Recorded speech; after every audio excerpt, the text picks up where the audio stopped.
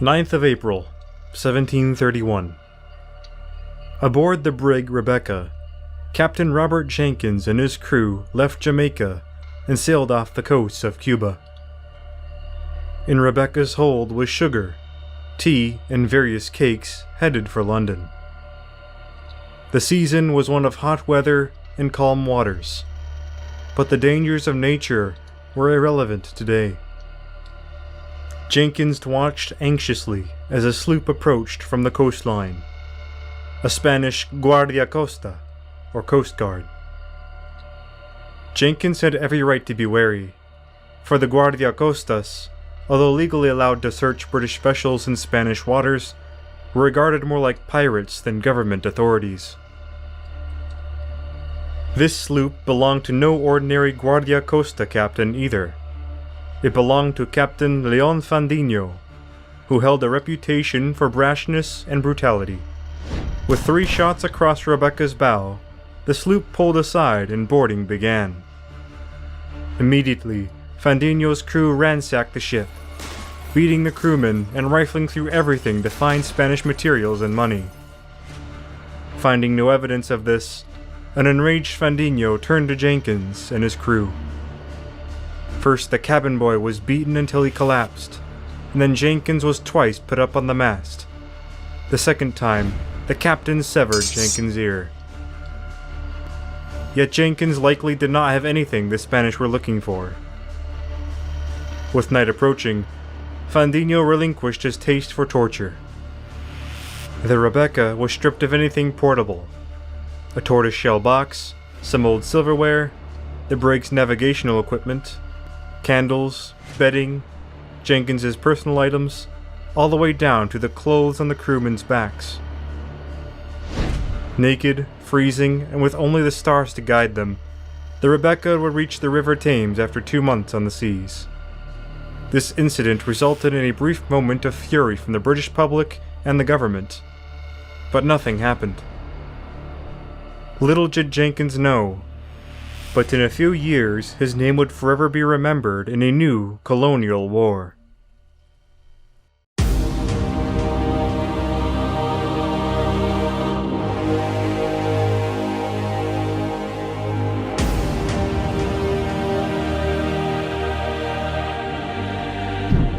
While what happened to Captain Jenkins was despised, the incident was not entirely unique, nor did it occur in a vacuum.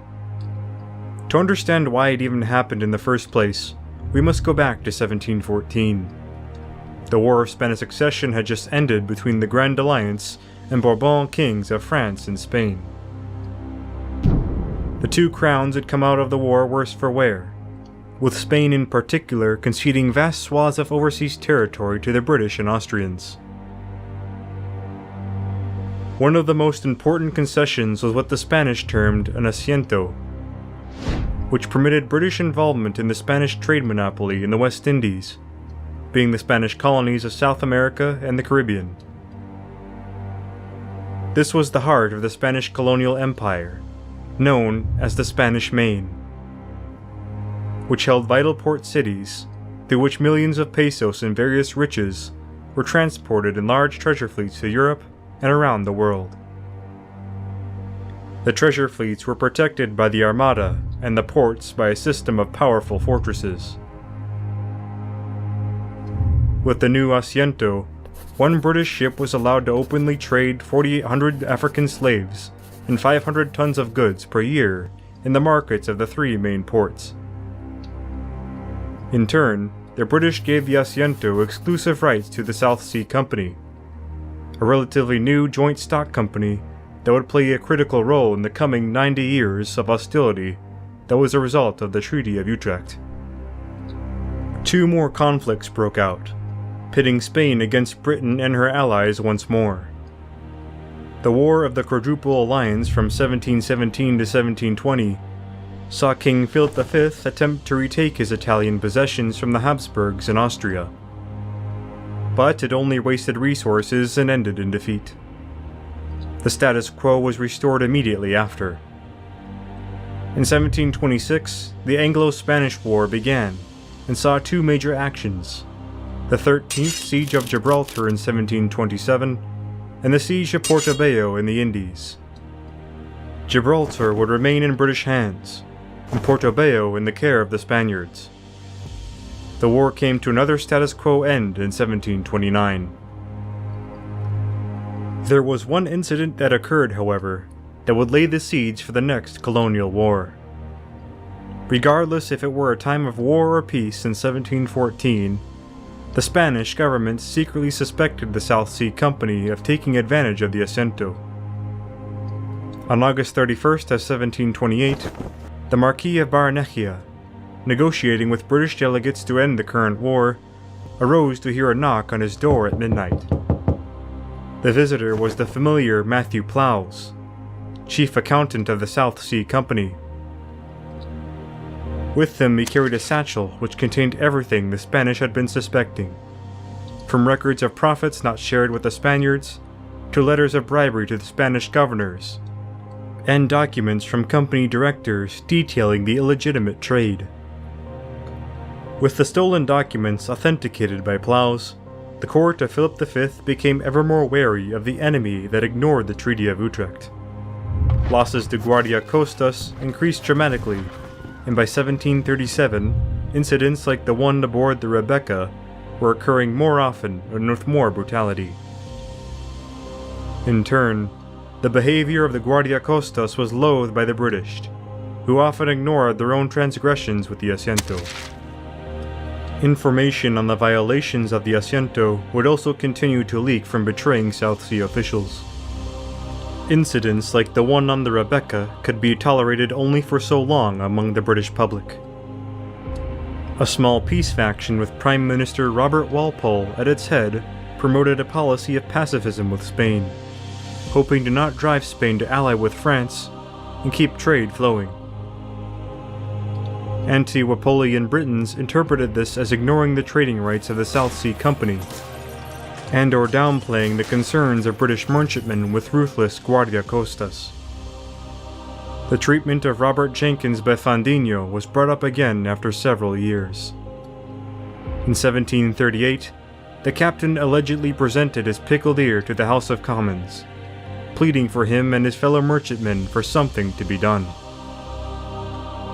By 1739, the Walpole government's foreign policy was overwhelmed by the public's hunger for war, with even King George II maintaining a financial interest in the rights of the South Sea Company.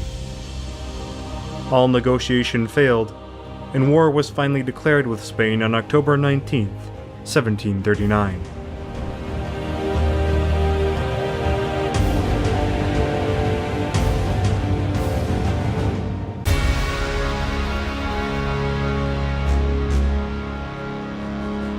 In Britain, recruitment began, though it was slow, particularly for the Royal Navy.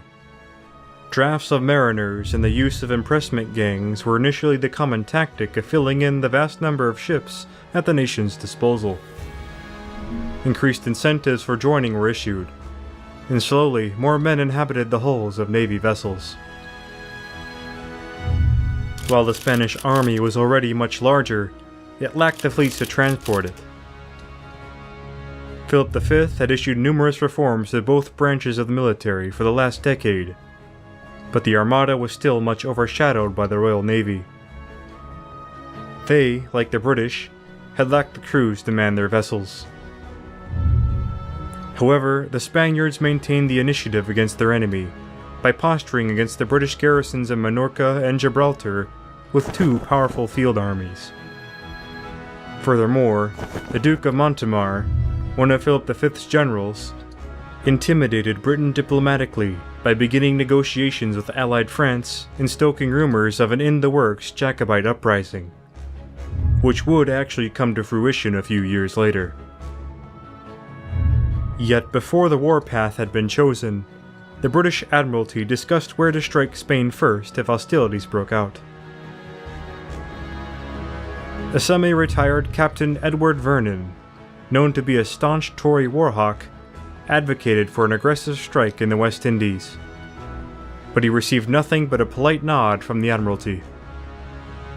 Fearing that his anti-Napoleon stances in the House of Commons would once again stifle his career, something else happened instead.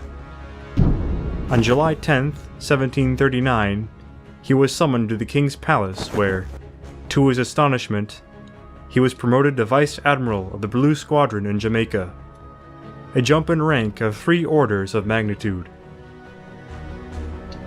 The British government decided that with Britain's small army and stagnated navy, that a land campaign in Iberia was out of the question, especially if France would align itself with Spain. In order to gain the initiative, they had cut off the Spanish mainland from its treasure colonies. Thus, Vernon's ideas were more carefully considered by the Admiralty. The new Vice Admiral was no doubt capable.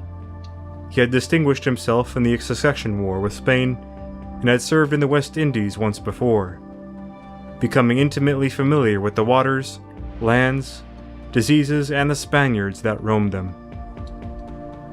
By July 16th, the ever-impatient Vernon was on his way to Portsmouth to command the Blue Squadron. Once there, he spent much time getting to know his captains, training and disciplining his sailors, training them in naval gunnery, sailing maneuvers, and even in small arms drill for close quarters, ship-to-ship fighting. He had been known to have a hot temper from an early age, and his men most certainly learned it immediately. He did, however, give much attention to the health of his men, giving special attention to the 3.5-pint ration of rum, reducing it to a ratio of 1 to 8.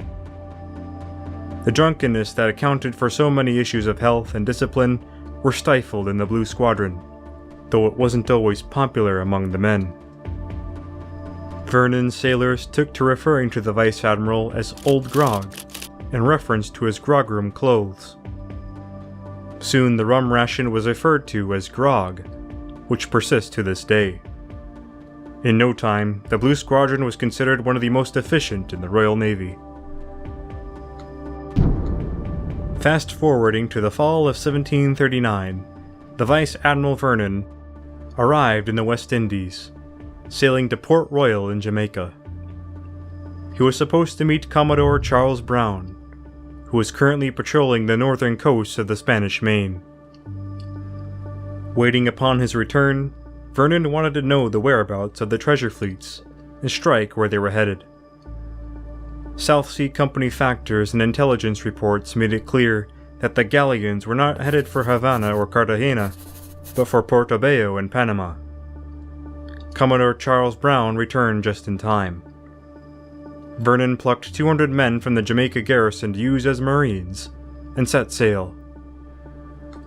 During the Anglo-Spanish War, Admiral Francis Hosier attempted to take the city in 1726 with a fleet of 20 vessels and nearly 4,700 men. The Walpole-influenced Admiralty would not allow an assault, and the blockade, which was ineffective, lasted into 1727. Horrid conditions led to an outbreak of disease, which claimed 3,000 to 4,000 British lives, including Hosier himself. This time, Vernon was given much freedom to exercise command. He would not repeat the blockade, but instead take the port in one fell swoop. At his disposal were just 6 ships.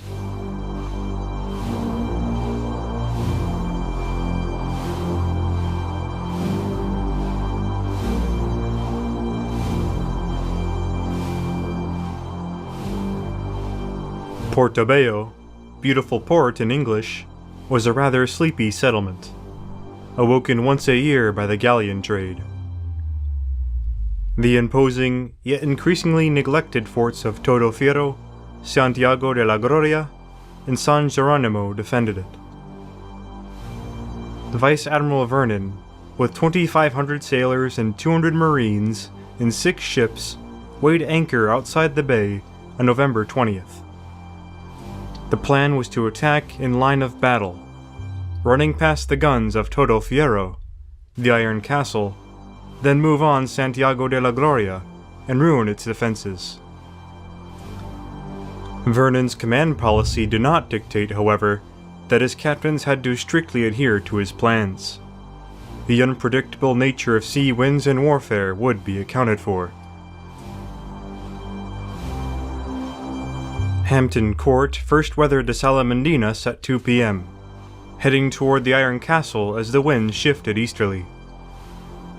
Commodore Brown took initiative and ordered Captain Renton to drop anchor just within range of the lower battery, exposing the ship to enemy fire. Immediately, the Hampton Court was pummeled by 9 of the Iron Castle's 32 guns, and the calm day was shattered in the ensuing duel of cannon. Usually, 1 shore gun equaled 4 guns afloat, but that was not the case at Porto Bello. Now it was the Spaniards' turn to be punished, as Renton's superior gunners shelled the batteries and walls of Todo Fierro. Up to 400 rounds were fired from Brown's ships within 3/4 of an hour. 9 guns was all that could be brought to bear by the garrison, as the rest were in a dilapidated state. Brown's gunners finally scored a major hit, knocking down a large portion of the timber roof, wrecking 3 guns and killing their crewmen.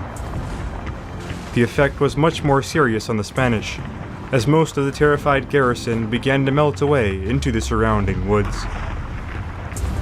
The castle's commander, Lieutenant Don Juan Francisco Garganta of the Panama Battalion, tried in vain to rally them. Just 40 stalwart men were all that remained to man the surviving 6 guns, desperately maintaining a semblance of fire on Hampton Court. Some fortunes reversed for Garganta, as a lucky shot severed the anchor cable, causing her to drift away from Todo Fierro. Luckily for Commodore Brown, the Norwich and Worcester soon entered the channel. The Spanish gunners turned to fire on the new vessels, but it was hopeless as they delivered twice the punishment of Hampton Court. Seeing this, Vernon went in on the Burford. The winds changed again, and this time the British guns and small arms were banging away as little as 50 feet from the sturdy castle walls. Still, Garganta's bastards held on a while longer, firing one last salvo that took off the stern of the Admiral's barge, knocked out a gun, and killed or wounded some crew in the upper deck. Despite the torrential fire, the combined efforts of both ships were unable to pierce the walls of Todo Fierro. However, Garganta's rather meager supply of gunpowder was running out. With the lower battery nearly destroyed, he ordered a retreat to the upper fort, determined to make one last stand. Noticing that the Spanish guns were silent, Vernon dispatched a landing party of 40 sailors and marines. Their commander, Captain Downing, could hardly restrain them. "Never let us halt before we are lame," one enthusiastic marine called out. Climbing into the lower battery, they met no resistance and pulled down the tattered Spanish flag. With a hearty cheer, the Union Jack took its place. The Iron Castle had fallen. Nightfall. The town and the castillos La Gloria and San Geronimo had yet to fall. La Gloria's gunners fired at Vernon's squadron, most shots being inaccurate. Only one did any damage, as it brought down Burford's foremast. Burford returned fire with her heavy guns, sinking a Spanish sloop anchored in the harbor. As darkness reigned, Vernon pulled off to the outer bay, though firing from the Castillo continued. As the sun rose the next morning, the Blue Squadron once again entered the bay, but they were only met with the governor, Don Francisco Vega y Retes, often described as cowardly and lazy. Governor Retes wanted all the honors of war in the surrender of Porto Bello, but he was denied them by Vernon. The attack was set to continue the next morning, but instead a different boat arrived by 3 p.m., revealing that Retes had fled to the hills, and the town would surrender unconditionally. Vernon accepted.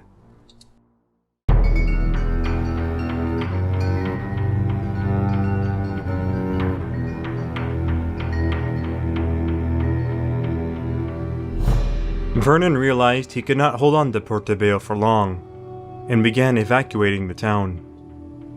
On November 29th, Captain Charles Knowles arrived with 3 more ships to assist in the evacuation. While he plundered the town, it was done at no physical harm to the people.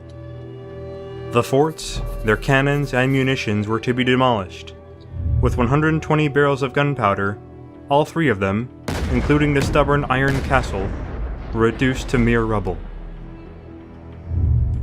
10,000 pesos of the garrison's payroll was the only Spanish treasure that could be found, and these were distributed to the sailors and marines. Porto Bello's status was reduced from a crucial port to a now defenseless bay. In Britain, news of Vernon's victory was met with a frenzy of patriotism. The unofficial anthem, Rule Britannia, was composed by James Thomson, partially in celebration of the victory.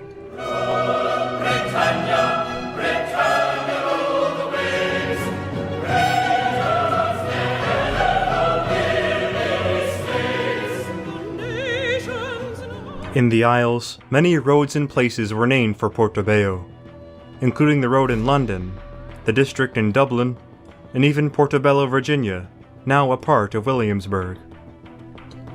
Thousands of Vernon medals were produced in celebration, with varying designs. The Vernon mania wasn't unjustified. What took Admiral Hosier with 4,700 men and months of time without success took Vernon a single day. Yet it was only one battle, one that just signaled the beginning. There was much more to be done. The soon global conflict that would be known as the War of Jenkins Ear was on.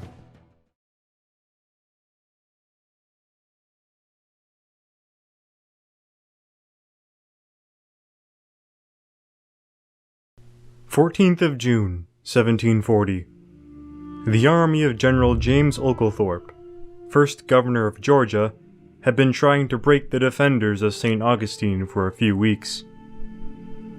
Having failed his main pincer movement, he divided his forces to surround the city and its fortress of San Marcos.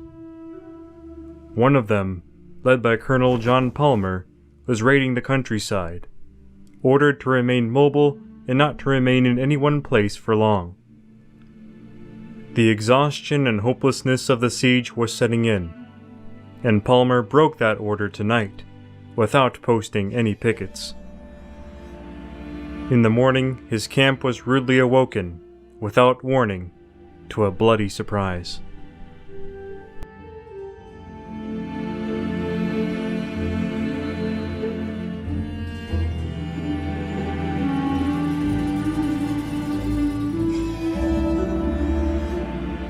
With the capture of Porto Bello by Admiral Edward Vernon, the British Admiralty planned their next major expedition. Porto Bello was a great boost in morale and a stunning success in a tactical sense, but it actually did very little to impede the Spaniards. Prime Minister Robert Walpole believed that the time was now or never to launch a decisive strike on the Spanish Main. He was right, as Spain's armada and army was mostly stuck in Europe. With his superior fleet, Admiral Nicholas Haddock blockaded the Spanish ports in the Mediterranean with 15 ships. However, Spanish Minister of War, the Duke of Montemar, threatened a strong sortie on the British-held Minorca. Having already stretched his fleet thin, Haddock decided it was more important to concentrate at and protect Minorca. Montemar also planned on something the British knew very well. There was no better season to campaign in the American tropics than winter, when the Indies' weather and diseases were most tame. This meant the British would have to wait until at least the fall of 1740. Montemar was right once again, and bought precious time and space to reinforce the West Indies. In March of 1740, the Walpolean government ruled out Havana and Veracruz as their next targets, as they were considered too strongly defended. Their next prize instead would be Cartagena, a major port that had been easily captured by corsairs and pirates in the past. Its capture would also inflict incredible disruption to the silver trade from Peru. Thus, it was believed to be the safest objective that would bring about serious strategic consequences. It would take around 6 months for the British to agree on the plan, and more preparation was badly needed. Ships and crews had to be assembled, as well as a strong land army to accompany them. King George II wanted the majority of his regiments kept at home, in case war would break out on the continent. And it most definitely would. Thus, other realms of the empire would need to provide, and the American colonies were considered. Now, the war began to expand in scope. While Haddock operated in the Mediterranean, Vernon had first tested the defenses of Cartagena on March 2nd of 1740, bombarding the city with his bomb catches before slipping away. Back home, Commodore George Anson planned his expedition to the coast of Peru with 8 ships. Little did he realize, this voyage to the Pacific would become a daring circumnavigation of the entire globe. However, the major operation that year, originally intended to be a diversion, opened a new front on the border between Spanish Florida and the British colony of Georgia.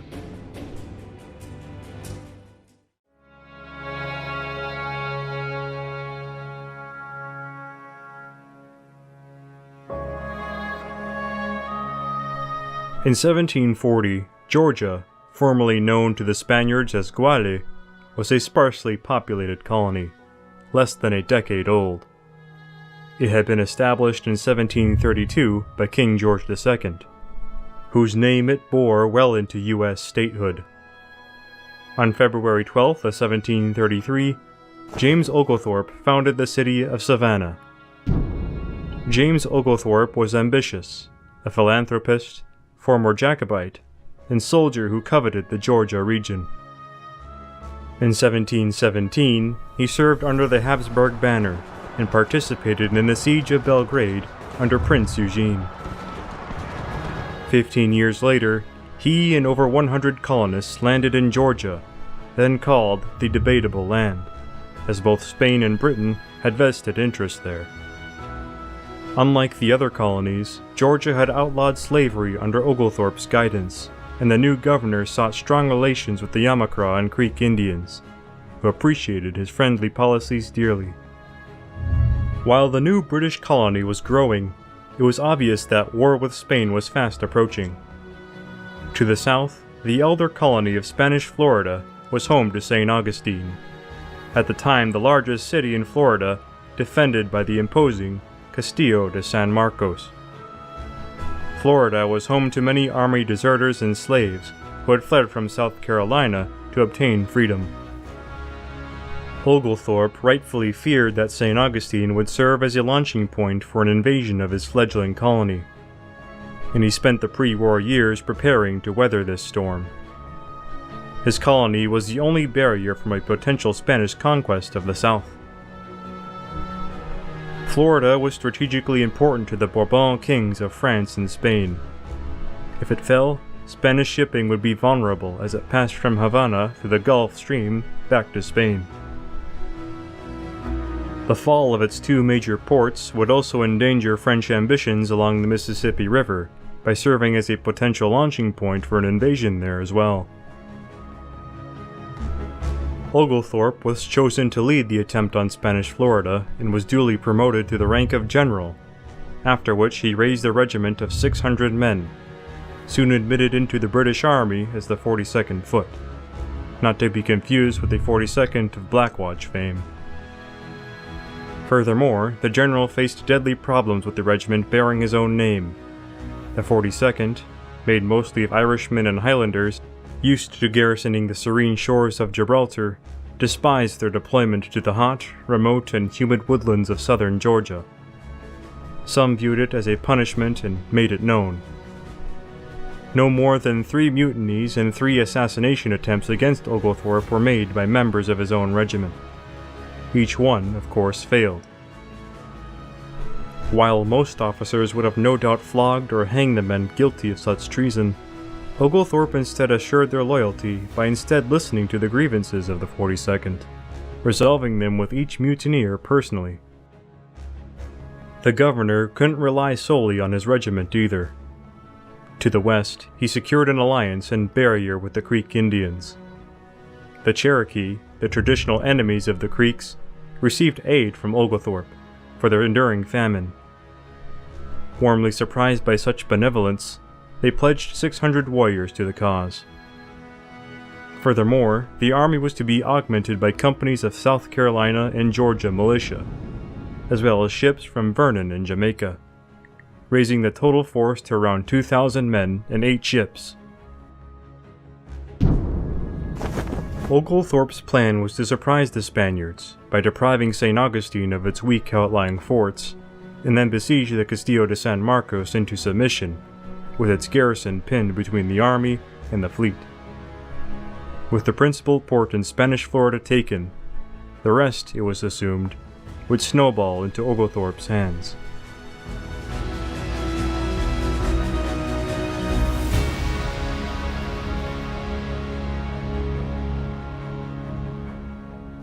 Oglethorpe had pieced together an army, but fears remained that the 2,000 men were still not enough.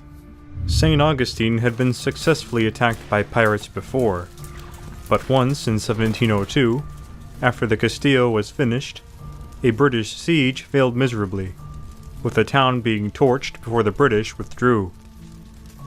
While the general wanted to get operations going underway, the South Carolina legislature dithered on sending their militia and artillery well into December of 1739, denying the expedition of 3 crucial winter months. Those 3 months gave Governor Manuel de Montillano time to prepare for the British descent.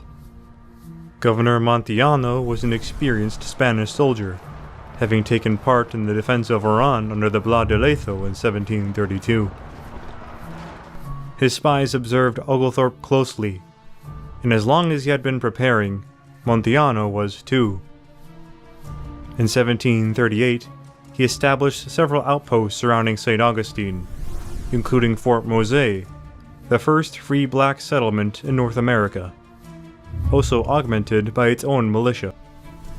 When it was said that the British were finally going to invade, the governor gathered all available troops, sent for reinforcements from Havana, and raced against time to repair the decaying areas of the Castillo de San Marcos. Castillo de San Marcos was the largest and most powerful fortification in all of Spanish Florida, with its star shape and moat following the design philosophy of most 18th century fortresses. But its walls were made of spongy coquina, a Floridian limestone, able to better absorb the impact of cannonballs. As mentioned before, the Castillo was besieged once in 1702 during the War of Spanish Succession, but remained firmly in Spanish hands. With patience running out, Oglethorpe hastily commenced his invasion on New Year's Day, 1740. Over 200 men advanced to the St. Johns River, guarded by Fort San Francisco de Pupo. When Oglethorpe demanded its surrender, the garrison replied with a volley. The undaunted general brought up his few available field pieces and smashed down the wooden walls. With the cannon and the fort inoperable, the Spanish finally capitulated. The avenue of supply and communication with Pensacola to the west, the other prominent port in Spanish Florida, was cut off. As early as January 9th, Oglethorpe's Creek scouts reached the outskirts of St. Augustine. Their arrival was still quite late, as on January 11th, Montillano finally received reinforcements from Havana. Oglethorpe no longer had the great numerical advantage he needed, and pressed the South Carolinians to send their regiment. 2.5 months later, on April 5th, the Carolina Regiment was finally headed for Florida under the command of Colonel Alexander Vander Dussen, sailing on the Jamaica Station ships. However, they would only be enlisted for 4 months, and the general had to share command with the South Carolina legislature. He would need to work fast. On May 10th, Oglethorpe continued reducing the outposts guarding the city. He captured Fort Diego on May 13th, which was little more than a stockade that stood no chance of holding out. A small sortie was launched from San Marcos to Oglethorpe's lookout at Point Cartel in an attempt to disrupt the British. But the general reacted swiftly, winning this skirmish that evolved into a short melee. Because of this, Montiano decided it would be best to abandon the town and place everyone in the Castillo, for now ceding the initiative to the Georgian. When Oglethorpe was wondering where the Carolinians were again, the long-anticipated 8 ships from Jamaica finally arrived at the Matanzas Inlet under Commodore Vincent Pierce on June 3rd. And unfortunately, Pierce's sailors were disappointed as soon as they arrived. For Montiano had already gathered a small fleet of half-galleys under the command of none other than Captain Juan León de Fandinho, the man who had allegedly severed Jenkins's ear in the incident of 1731. These galleys blocked all waterways to the city, and it was easier for them as they drew less water than the heavy warships of Pierce's squadron. Instead, the Commodore dropped anchor off Anastasia Island, a sandy island barrier off the Matanzas Inlet. There he blocked incoming supply ships and forced the Spaniards off the island battery. Oglethorpe had pinned his hopes on a perfect pincer movement in coordination with Pierce, but the Commodore thought it impossible, without the possibility of the squadron being severely raked by combined fire from the Castillo and the half-galleys. Additionally, Pierce insisted the squadron leave by July 5th, as that is when the season for hurricanes approached. For once, the general began to unravel.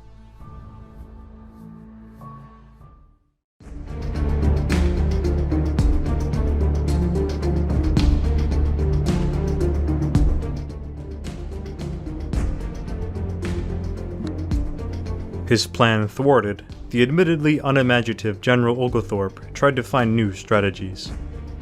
The British occupied the site of Fort Mose, now having been abandoned by its militia and citizens. Smoke could be seen from San Marcos as it was torched too. This was part of Oglethorpe's plan to intimidate Montiano, either into a surrender or a pitched battle which he would probably lose. Drummers and fifers played the Grenadiers' March and made several demonstrations, but Montiano saw right through the ruse and knew his inferior forces might lose a stand-up fight. Montiano hoped to let the Floridian mosquitoes, heat, and diseases do most of the damage to Oglethorpe's small army. The summer season was rapidly approaching. Trying again, the redoubtable Oglethorpe split his army into 3 parts. On June 12th, the 1st utilized the abandoned Spanish batteries on Anastasia Island. Secondly, Van der Dussen's Carolinians established another battery at Point Cartel to intercept any incoming supply boats and aid in bombarding the Castillo. The 3rd was a mixed company of 135 men, led by Colonel John Palmer, that were let loose on the countryside, destroying anything useful or halting any enemy sortie. The Anastasia battery opened up on the Castillo, but the range was too great and ammunition was wasted. Oglethorpe's foray into Florida was going wrong already, but soon disaster struck. Colonel Palmer was ordered not to camp anywhere twice, but discipline broke down and he disobeyed that order at the half-destroyed walls of Fort Mose. Finding little to do, tensions and disobedience among Palmer's men intensified, and without permission, a number of men split off to spend the night of June 14th in the surrounding woodline, without posting any sentries or pickets. Montiano, seeing his opponent's forces were vulnerable, launched a sortie against that isolated outfit that night. At dawn on June 15th, under the command of Captains Antonio Sagaldo and Francisco de Menendez, 300 Spanish regulars and militia issued quietly out of the Castillo sally port. Without any warning, they attacked Fort Mose. Palmer's ragtag force were barely out of their tents before being cut to pieces in vicious hand-to-hand fighting. The Highlanders fought for an hour with their broadswords, but to no avail. The survivors were utterly routed. When the bloodshed stopped, 81 were dead and 34 were captured, leaving about just 20 survivors. The Battle of Bloody Moselle, as it was called, wrecked Oglethorpe's hopes and resolve. Montiano's situation only improved. A fierce storm poured on St. Augustine, allowing Spanish ships carrying supplies from Cuba to race down the St. Mark's River on July 7th. Van der Dussen's men scrambled to blast this convoy apart, but Fandino's half-galleys drove his Carolinians off their guns. With the Castile resupplied, it could likely resist indefinitely. With this, his malaria returning in strength, and the leave of Pierce's squadron well overdue, Oglethorpe finally decided to withdraw on July 20th. For the second time in a century, St. Augustine weathered a British storm.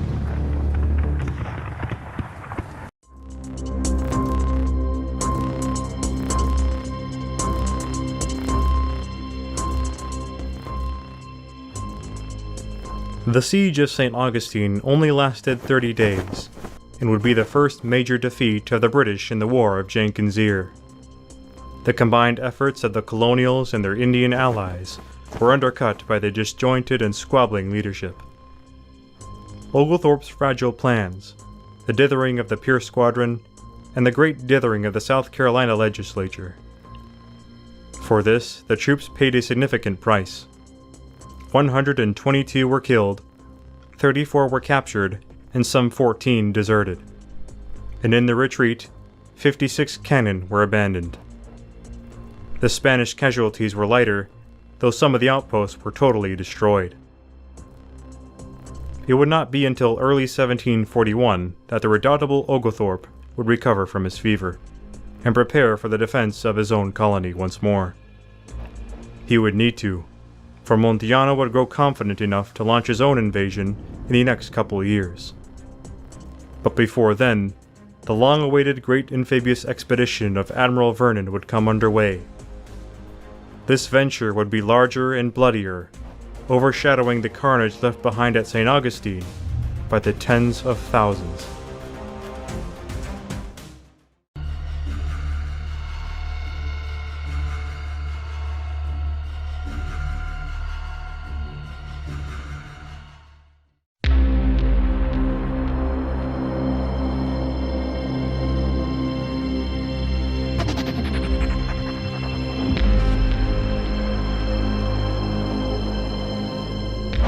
In the aftermath of the British victory at Porto, it seemed like Britain was gaining the upper hand in the War of Jenkins Ear.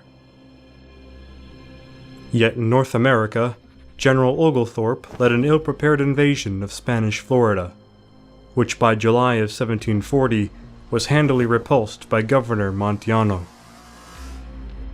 However, this would look like a mere supporting operation when compared to the undertaking at the strategic port of Cartagena de Indias. Cartagena, part of modern-day Colombia, was a vital port in the Spanish galleon trade, and one of the most populous in South America.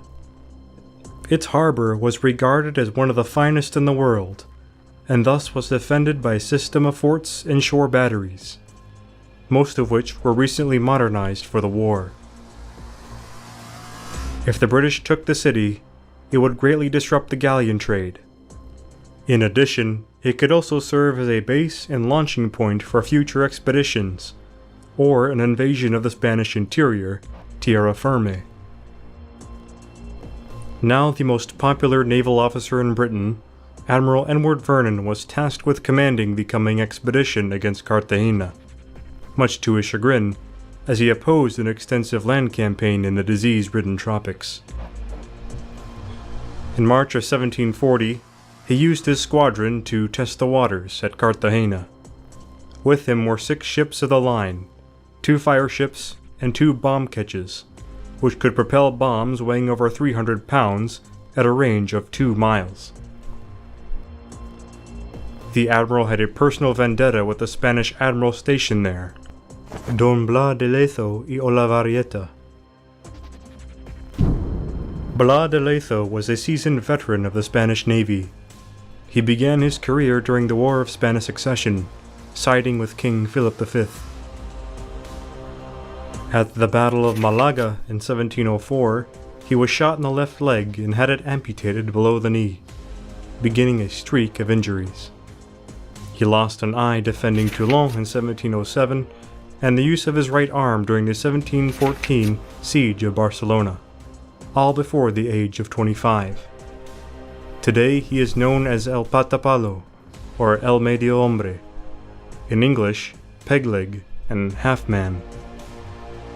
In 1732, he played a key role in the Spanish conquest of Oran from the Algerians. In 1734, he returned to the Caribbean, where he would command the fleet at Cartagena. When Porto was swiftly captured by Vernon, de Lezo took notice and personally wrote a threatening correspondence to the new admiral. "Had I been there to stop you, or wherever else I might find you, the spirit those in Porto lacked what I would have in abundance to contain their cowardice." Vernon was incensed by such defiance, and wrote to Admiral Wager back in England, "I cannot send him a better answer to such a bombastic letter than the mouths of our mortars, which may instruct him where to find me." On March 2, 1740, Vernon placed his ships out of range of Cartagena's guns. He wasn't here to invade, but to perform reconnaissance and get back at the fiery Half-Man. For 4 nights, sailors in small boats surrounded the waters, testing the depths everywhere and scouting the fortifications. On March 6th, 4 days of bombardment began. Over 350 incendiary bombs rained down on Cartagena, one nearly killing de Lezo himself. The Spanish batteries could not reply in kind, as the bomb catches were far out of their range. Satisfied with what he had learned about Cartagena's defenses, Vernon sailed away without the loss of a single man on March 10th. He was already making plans, and would gather the forces to make them true.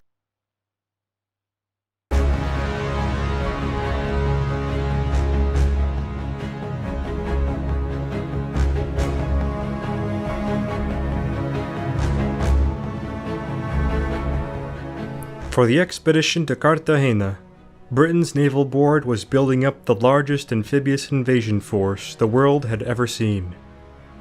At first, only 2 army regiments were authorized for the expedition. The outbreak of the wider War of Austrian Succession called for most of the army to remain behind for the coming campaign on the European continent. 6 new regiments were mustered. However, the demands of warfare in the tropics called for more lives, and the American colonies, who had equally despised the Guardia Costas, were called up. A massive volunteer regiment was raised from most of the 13 colonies, including some Native Americans and free blacks. The regiment was to be commanded by Colonel Alexander Spotswood of Virginia, who had before served with distinction under the Duke of Marlborough in the War of Spanish Succession.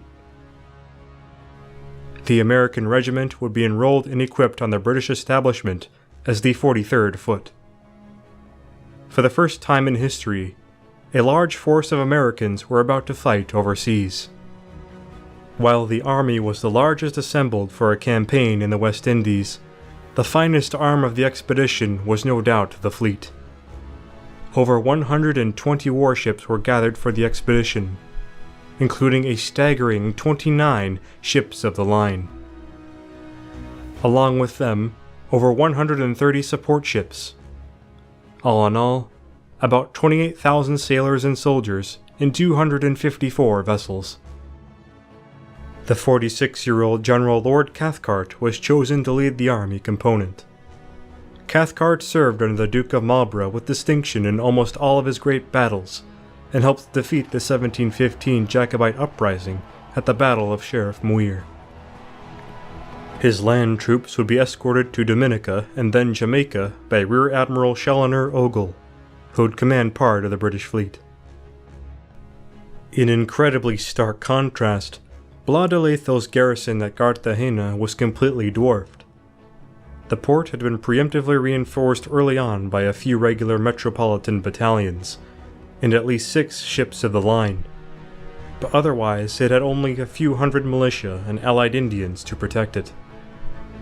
However, the defenses of Cartagena were incredibly extensive and in very good shape. The newest addition, Fort San Felipe de Barajas, occupied the hill of San Lazaro, which had been used to bombard the city into submission by the enemies of the past, would be crucial in the coming defense. Additionally, some of the approaches, such as Boca Chica, were so narrow and shallow that only one ship could pass through at a time, something crucial in combating a giant fleet like Vernon's.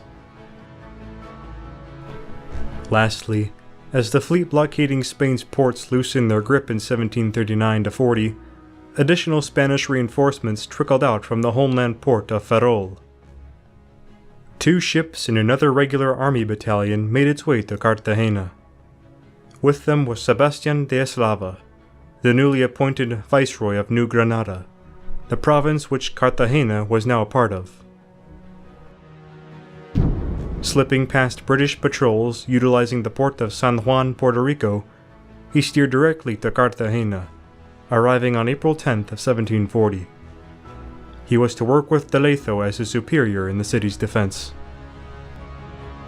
As 1740 came to a close, Vernon's forces trickled into Kingstown, Jamaica, their assembly point for the Cartagena expedition. Before leaving Maryland, Colonel Spotswood fell dreadfully ill and died in Annapolis on June 7th of 1740. Command of the Americans would go to fellow Virginian Sir William Gooch. Already, things were going very south. Ogle's fleet and Cathcart's army still had yet to arrive.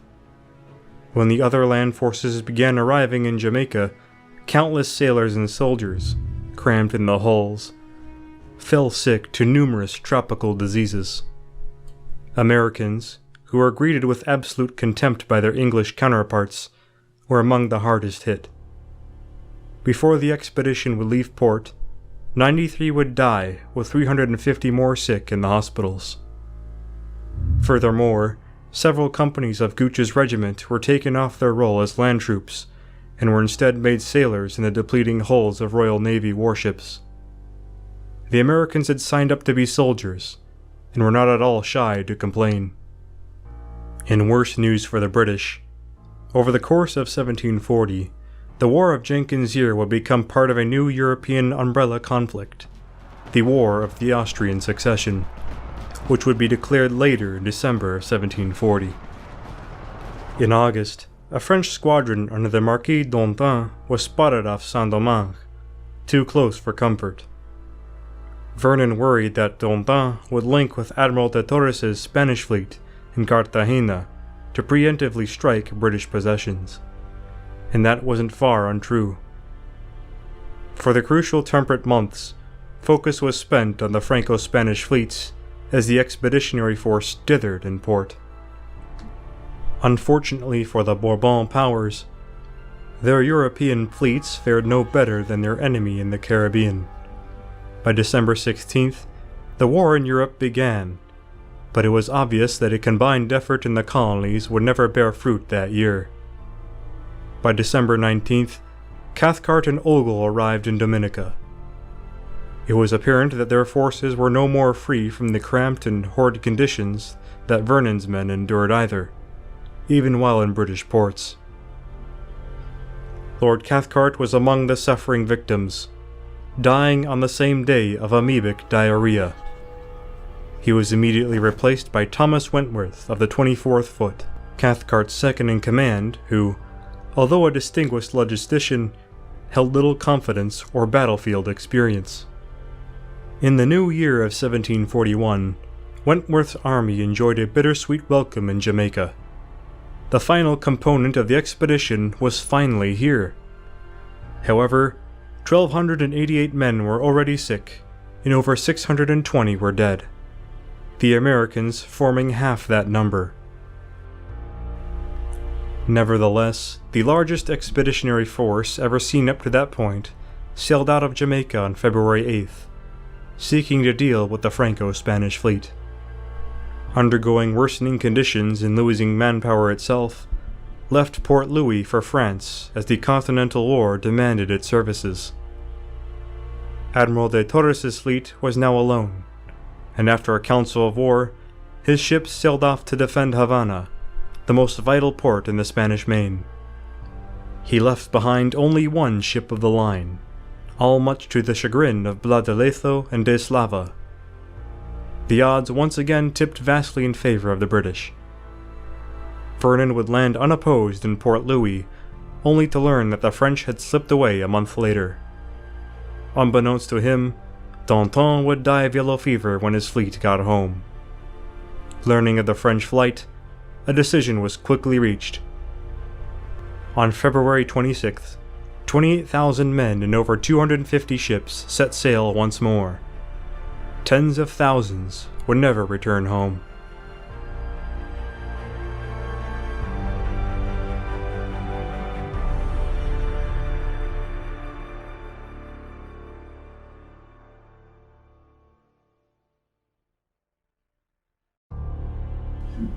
On March 4th of 1741, Spanish sentries in the turrets of Cartagena marveled at the sight before them, for the entire horizon beamed with sail. It was like nothing they had seen before, not even for the thrice wounded de Lezo. Worse yet, his supply situation was dire, even for his smaller garrison. De Torres' fleet had used up much of the available livestock and food supplies. The task before him was unenviable, but he would prove that no one else was better suited for the task. The half-man's immediate priority in defense was staving off British landings on Tierra Bomba, the island guarding the narrow entrance into Boca Chica. If Boca Chica fell, Vernon would be free to cut off the city's food supply. Vernon was aware of this and another thing. He would be able to land his infantry on the east side of the city. Thus, emphasis was placed on Tierra Bomba's defenses by both sides. 1,000 men garrisoned the forts San Luis and San Jose, as well as the batteries of Chamba, Santiago, and San Felipe on the island itself. Batteries Varadero and Abanicos rested on the nearby Baru Island, which would provide a heavy crossfire on passing ships. After several days of reconnaissance, Vernon attacked Tierra Bomba. Admiral Ogle, aboard HMS Jersey, bore his 11 ships toward the entrance of Boca Chica. Eslava and de Lezo, expecting a landing at La Boquilla, were surprised to see them head toward Tierra Bomba. When just 200 yards directly off the shore batteries, Ogle's first 5 ships each ran out their combined 225 guns. The Spanish fired first, but the initial salvo did little damage. While they feverishly reloaded, the British let loose their first 120 shots of the siege, which slammed into the embrasures. Soon, nearly every second was marked by a cannonball falling onto the Spaniards. Battery Chamba was so immediately damaged that it was quickly abandoned. The gunners of San Felipe and Santiago managed to get several shots on HMS Russell, one of which killed many men. Another shot cut the anchor cable of HMS Shrewsbury, sending her adrift into the range of Fort San Luis, San Jose, and the 2 Barrow batteries, as well as the 4 ships also guarding the entrance. It was a complete turkey shoot. Shrewsbury's pig-headed captain, Isaac Townsend, insisted his ship remain and fight it out in the entrance. When darkness fell, Shrewsbury could finally withdraw. She was damaged beyond repair. Further north, the Spanish batteries fought on until they were nearly flattened, and most of the guns knocked off their carriages. The gun crews, after resisting for 3.5 hours at the loss of a single man, spiked their cannon and abandoned their posts. Seeing the enemy flee, the first wave of British troops prepared for a landing. As many as 400 to 800 grenadiers, with multiple hours of delay thanks to a want of boats, and perhaps the nerves of General Wentworth, would head for shore. Upon landing, they secured the wrecked batteries of Santiago and San Felipe with no opposition, and waited for reinforcements to arrive in the morning.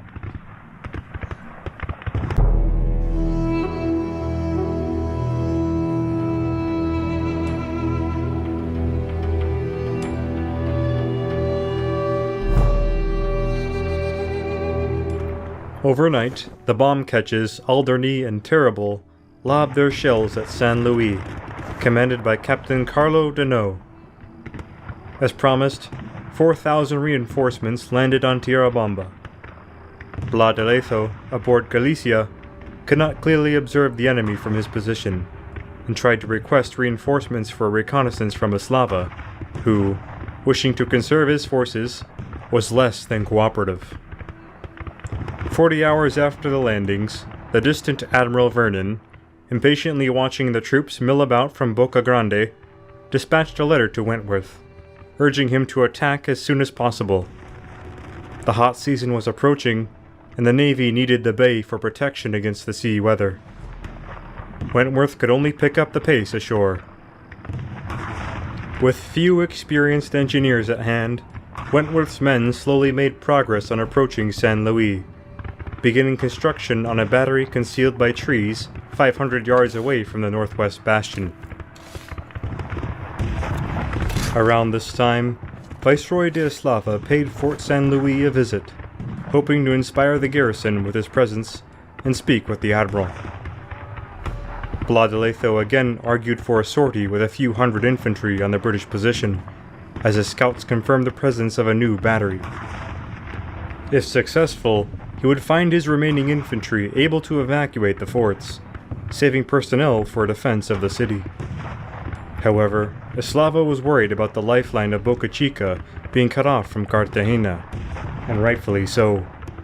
Despite his protest from the admiral, he made the final call, and the Spanish would hold out here for as long as possible. Luckily, Lieutenant José de Campuzano, in charge of Battery Abanicos, discovered that his guns could be sighted on the underway British battery. The bombs found their mark not just on the battery, but also into the British camp, which was mistakenly placed not far behind it. Wentworth was already losing men to the heat, but now work slowed to a crawl as men dropped their work and dodged each missile that flew by. During the cannonade, one of Colonel Gooch's legs was shattered by a cannonball. As losses mounted into the hundreds, Vernon was growing further impatient with the army.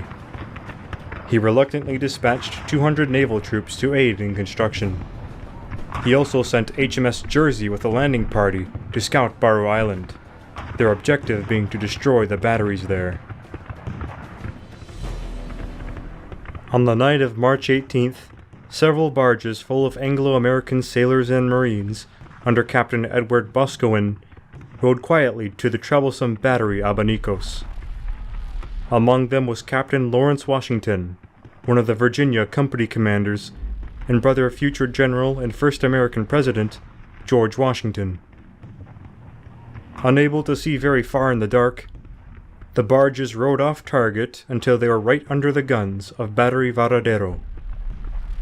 2 shots rang out overhead the Anglo-Americans, and panic briefly set in.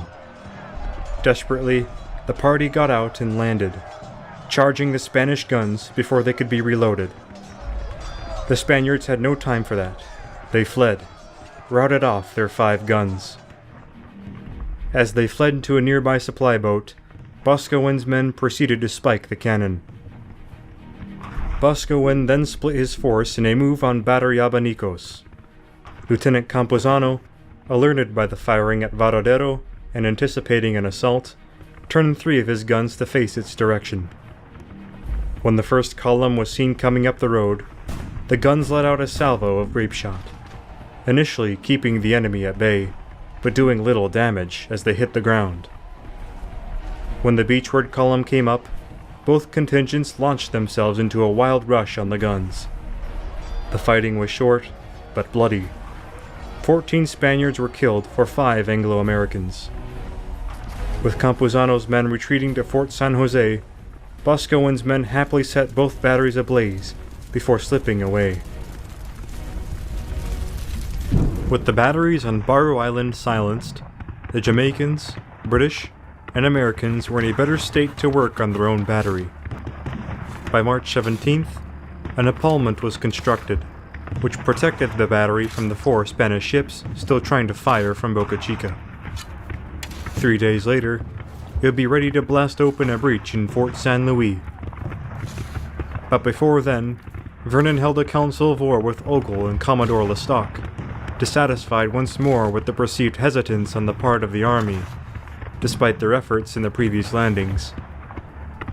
It was agreed that Ogle would take 2 ships to distract the guns of San Jose, while Lestock would take 4 ships to bombard San Luis into submission. Wentworth, however, knew nothing of this council. On March 22nd, the British battery's 40 mortars finally opened up on the northwest bastion. The Spanish gunners in the fort and those aboard the 4 Navy vessels returned in kind, for they could see the smoke plumes emerging from the trees surrounding the battery. The British battery heavily damaged San Luis, and the Spaniards, while overshooting the battery, inflicted mayhem in the British camp once again. Another colonel was hit, that being Charles Douglas of the 48th Foot, his head taken by a cannonball. Most surprisingly to the British, fire erupted once again from Barrow Island. The British had nailed the touch holes shut on the Spanish guns, but once they left, Campuzano's men had tirelessly drilled them out. And soon Battery Abanicos was raining hell down on the British camp once again. Vernon, dead set on having his ships attack in the morning, only now informed Wentworth of his plans. Vernon even requested that Wentworth storm the fort with his grenadiers, and turn the guns on de Letho's warships. To which Wentworth replied that it would be an unnecessary waste of men and resources. It was no matter to Vernon, who believed the Spanish weren't going to stand in a real fight. In his mind, he was going to take Boca Chica with just the Navy anyways. On March 23rd, 4 of Lestock's ships and 2 from Ogle's division sailed toward Fort San Luis. As both sides engaged each other, the wind proved uncooperative. HMS Boyne drifted into the fire from San Jose, and de Letho's 4 ships of the line. The unstable seas made the Anglo-Americans poor marksmen, and their ships endured severe punishment. After an appeal from Vernon for help, Wentworth once again put his battery into action against San Luis. In turn, Battery Abanicos opened up as well, the first salvo of cannonballs tearing off the head of Sir Jonas Moore, Wentworth's chief engineer. In response, the ships Princess Amelia, Litchfield, and Shoreham moved against the battery that thus far had given them hell. Seeing a landing party from these ships approach, Campuzano knew he couldn't resist with his half-burned battery. His troops spiked the guns and blew up the powder magazine. This time, Barrow Island was abandoned by the Spanish for good. The day ended with both sides staying put around Boca Chica's entrance. The ships and forts of both sides suffered heavily in the cannonade. De Letho was particularly worried about his position. Fort San Luis was estimated to not last for more than another day or so by its commander, and an evacuation was considered again. Knowing that La Slava would not allow for it, de Letho resolved to continue the fight as long as possible. The dawn opened with a thunderous roar of cannon from the Spanish. HMS Boyne had borne the brunt of yesterday's damage, but now it was Prince Frederick's turn. The fire was so heavy that the captain, Aubrey Beauclerk, lost both of his legs from a stray solid shot.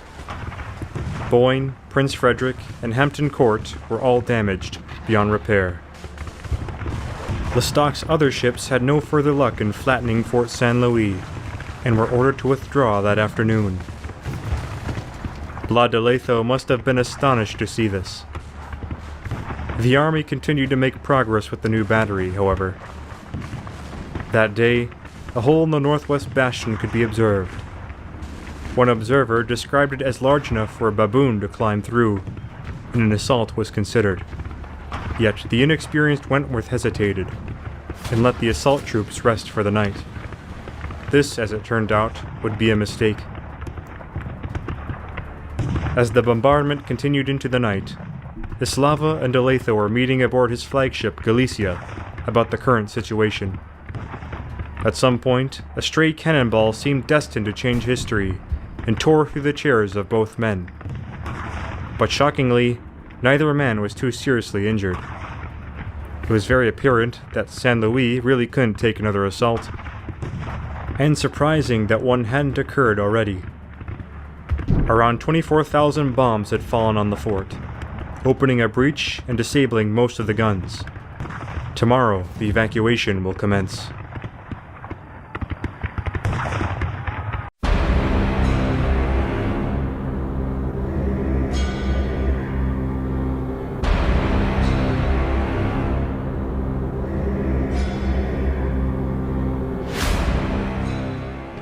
Vernon and Wentworth had been critical of each other, as well as quite uncooperative thus far in the siege. But it was clear that St. Louis was in no state to repel an assault anymore. A joint Army-Navy assault would commence at 5 p.m. that day. General Blakeney would assault the fort directly with 1,260 men. Meanwhile, Captain Charles Knowles would take Fort San Jose from the rear by amphibious assault. Just as planned, 3 mortar shots signaled the attack. Blakeney's grenadiers emerged from the tree line and began their 500-yard sprint to St. Louis.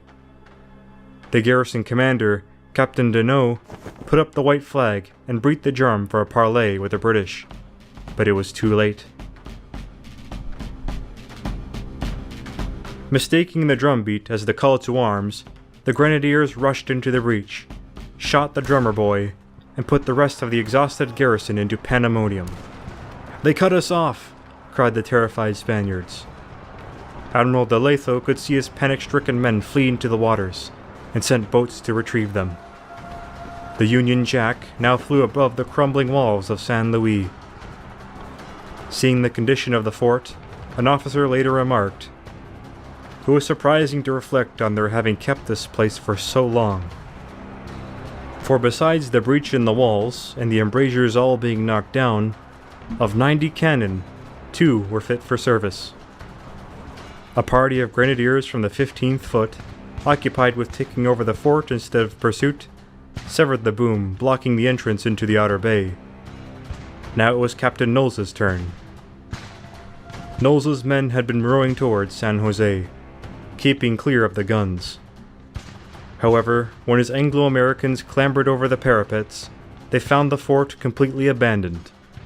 Blas de Leitho watched anxiously, unable to do much to help the 370 men still trapped near St. Louis. Worse yet, the boom would soon be severed on the other side, allowing the British free entrance into the outer bay.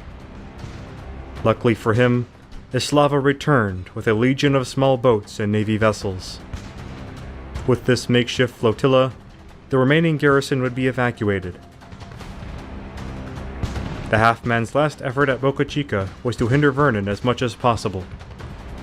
His 4 ships of the line were to be scuttled where they were, their crews evacuated. Africa and San Carlos sank as planned. However, San Felipe, already burning, lost itself on the shoal of San Jose. Galicia, de Leitho's flagship, was still afloat, with a few dozen men and its captain trapped for a lack of boats. Knowles, seeing this, re-embarked most of his men to aboard the stranded ship. Captain Ordon chose not to resist and surrendered Galicia, as well as the Admiral's flag. A humiliating dishonor. Meanwhile, in the distance, San Felipe went up in a great explosion as the flames reached the powder magazine. Satisfied, Wentworth felt vindication in his methods. Vernon, however, also felt vindicated. To him, a drawn-out siege was pointless in the face of a supposedly cowardly enemy. It was time to either go big or go home.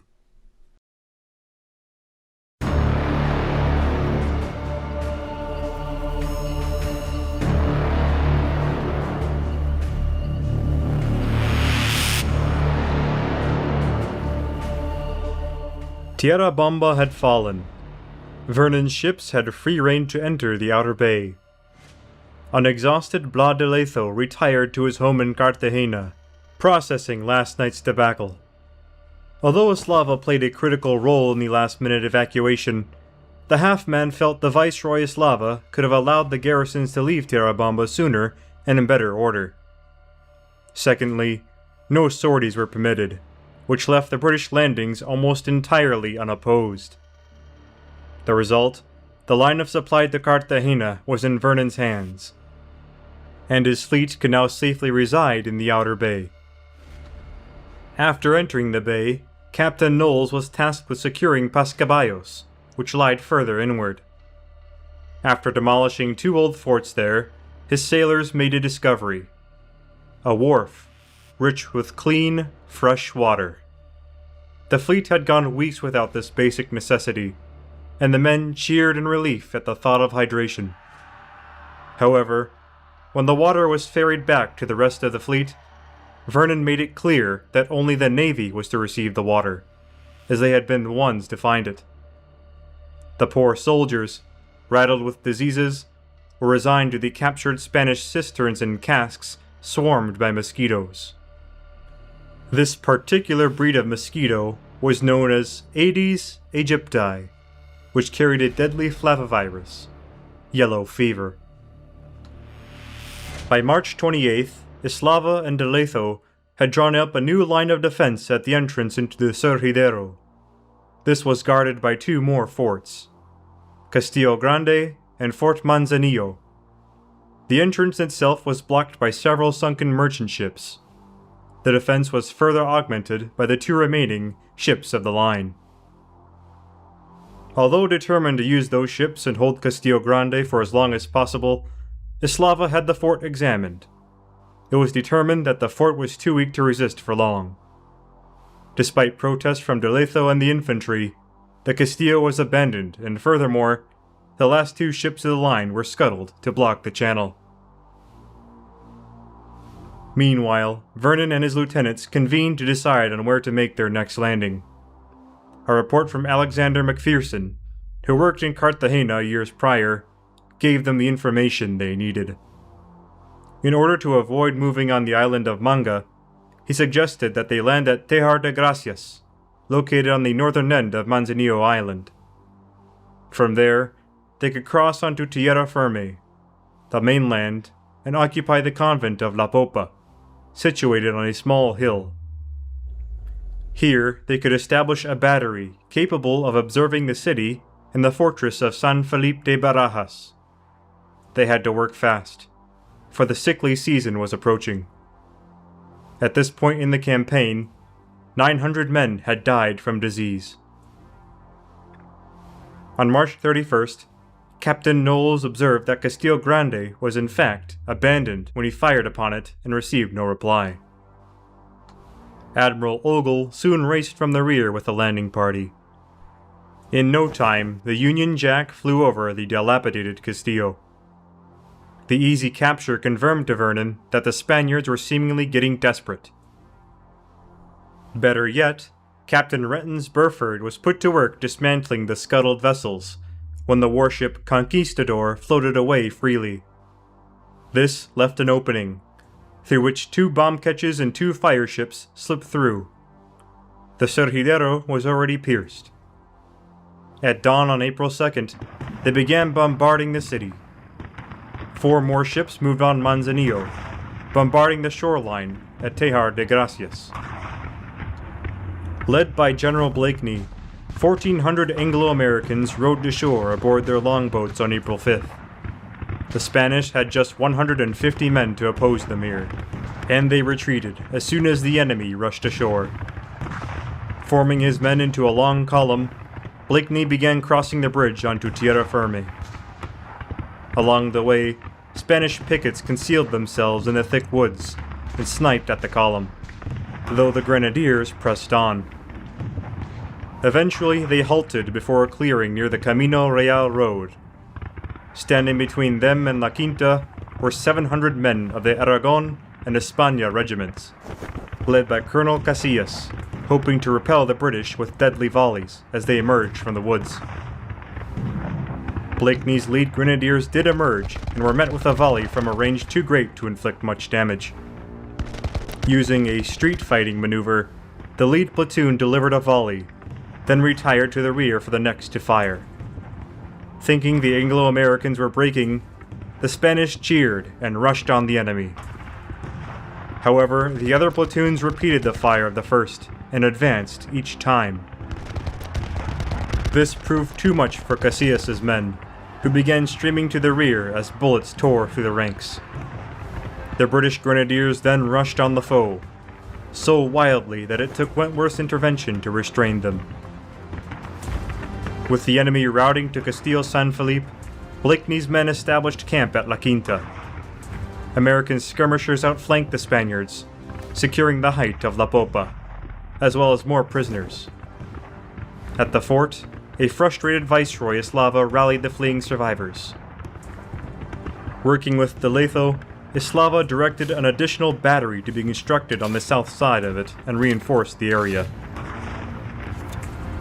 Wentworth, with only 1,400 men, was harshly criticized by the Navy for not pursuing the enemy onto the Castillo.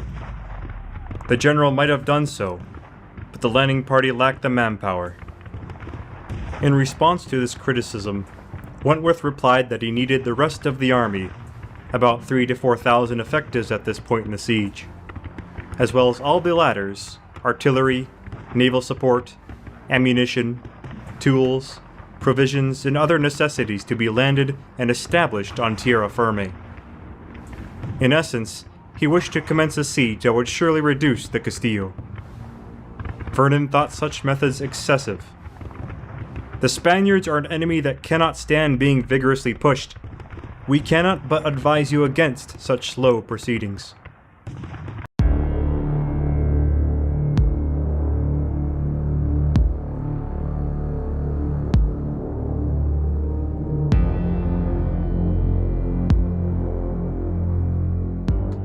From La Quinta, Spanish soldiers and sailors could be heard feverishly improving the defenses at San Felipe. With the rest of the army coming ashore, this was the prime opportunity for a combined attack from the fleet and army to disrupt their tireless enemy. However, the inter-service rivalry finally got to Wentworth. Having been refused critical support from Vernon's ships, he shrugged away progress and only worked on his own camp's defenses, posting 1,400 of his 4,300 landed men to this duty. There were no mules or horses to haul cannon ashore, and more men were getting too sick to perform this duty.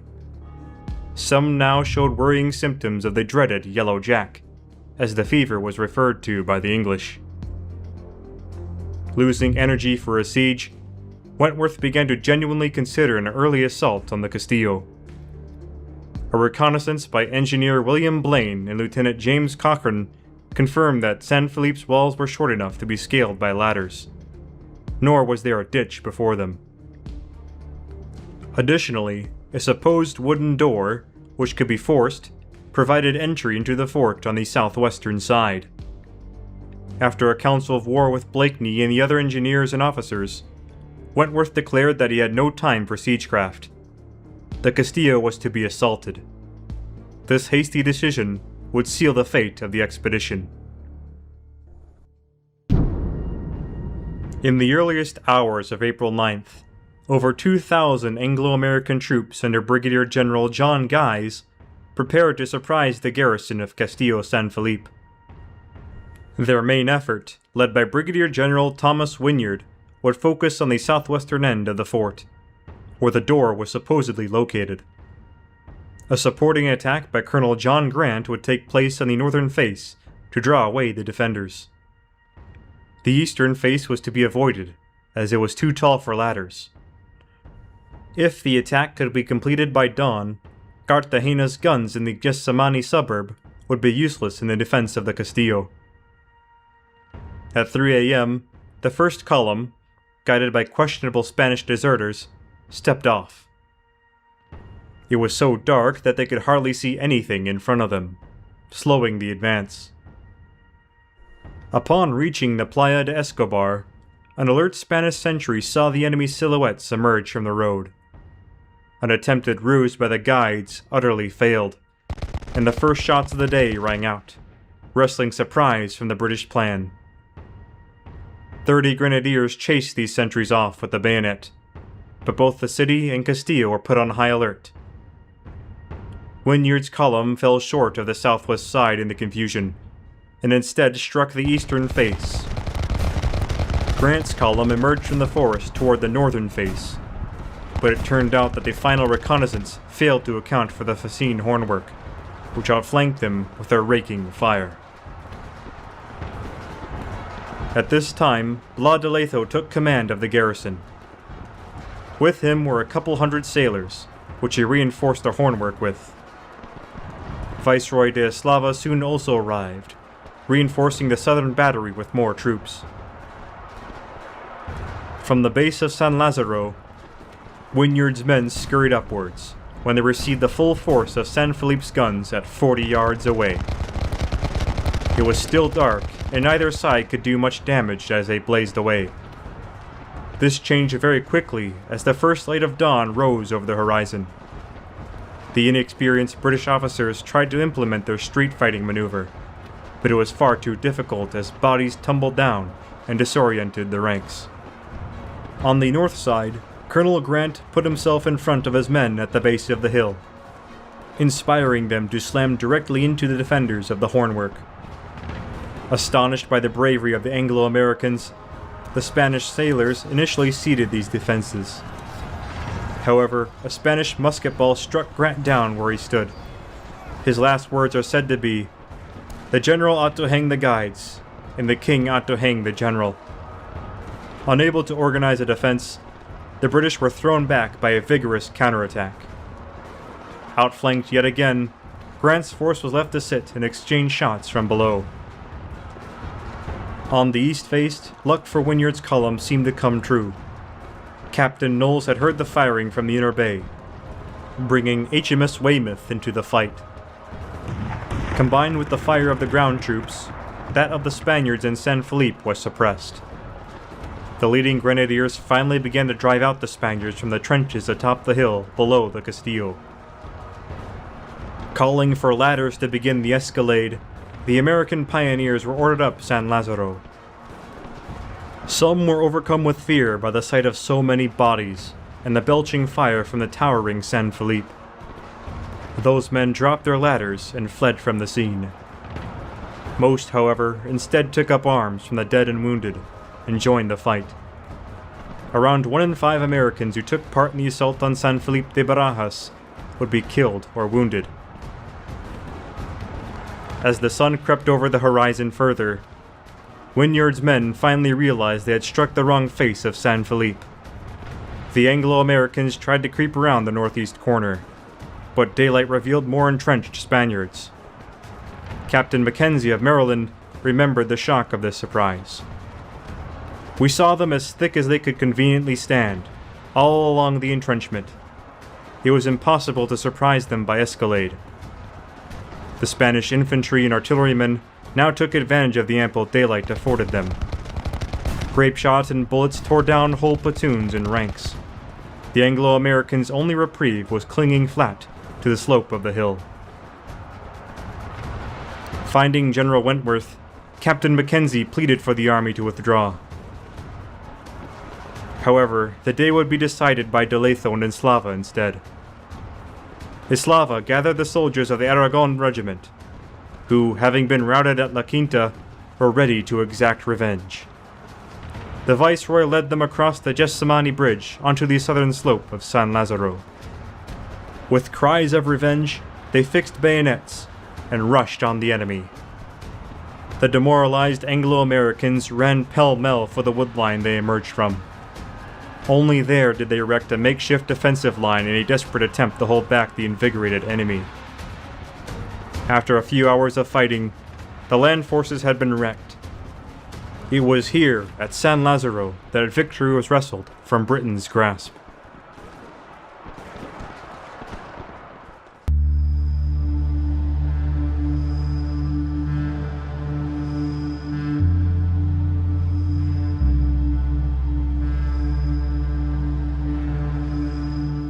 Having returned to La Quinta, the total of Anglo-American dead and wounded at San Lazaro was revealed. 683 officers and men out of 2,000, 106 of them being Americans. The wounded men languished in camp. There were far too few surgeons to see them. Firing from British ships continued for the next few days, and more men fell out of their places too sick to work. As the first downpours of the season drenched Cartagena, Vernon and Wentworth met along with their officers on April 14th aboard HMS Princess Caroline to reach a resolution on their next course of action. At one point in the Council of War, the popular admiral released his anger at Wentworth, throwing a fit of rage as he stormed out of the cabin. When he returned, a vote was cast on terminating the siege. The decision to do so was reached almost unanimously. Ironically, the only time the two branches really did something together. Fast forwarding to April 25th, the first fort in British hands was destroyed, that being Castillo Grande. Vernon accepted that he couldn't take Cartagena, but he would leave it defenseless as he did Portobello. This process took another several days to finish the job. Aboard the transports, it quickly became obvious that re-embarkation of the army provided them no relief. Yellow fever, along with scurvy and other diseases, now had a firm hold on the expedition. The surgeons were again overwhelmed, and bodies piled into the holds. Soldiers and sailors alike threw their comrades overboard, and watched as they floated away, now prey for sharks and scavenging birds. On May 9th of 1741, the fleet finally left the harbor of Cartagena. The suffering, however, wasn't over. When the fleet arrived in Jamaica, 1,589 more had died. Thousands more would perish and languish in Jamaica's hospitals. The death toll endured during and immediately after the siege echoed nothing but total disaster. Around 10,000 to 13,000 had died, some from action or wounds, but most were from disease. About 7,500 more were still sick or suffering from wounds. To cap it off, 6 Royal Navy ships were burned or destroyed due to a want of crews, and 17 more were severely damaged. 4 frigates and several transports were abandoned. In Britain and the colonies, premature celebrations were held as they expected another great triumph from the greatest fleet Britain had set forth. Victory medals were made, often showing Don Blas de Lezo at the mercy of Admiral Vernon himself. However, news of the defeat soon reached the realms of the Empire. The Boston Weekly reported, "We cannot give you so pleasing an account of Cartagena as I expected. While they lay before Cartagena, they had great sickness and mortality in the army." Although driven from Cartagena, the hardships for Vernon's men were far from over. When the army had recovered enough to his liking, Vernon led a smaller-scale attempt on Santiago de Cuba that August, which if taken would secure the windward passage and easily allow for a future attempt on Havana or French Saint-Domingue. This expedition would fare no better than the last, however, and 3,800 more Anglo-American lives were lost. Losing just around 800 men from all causes, the siege of Cartagena de Indias would become recognized as one of Spain's greatest victories, ensuring Spanish control of South America for decades to come. Unfortunately, the peg-legged Blas de Lezo, one of the 2 architects of this victory, died on September 7th of 1741 of typhus. He has a statue both in Madrid and in Cartagena today. His superior, Viceroy Eslava, competently served in New Granada for 9 more years before returning to Spain. Despite this devastating defeat, the war as it began in 1739 was not yet over. The Spaniards enjoyed a newfound confidence. In the next year, they would launch their first and only offensive of the war against the British into the Southern American colonies. Opposing them was the recovering Oglethorpe, with far fewer men and resources than he had in 1740.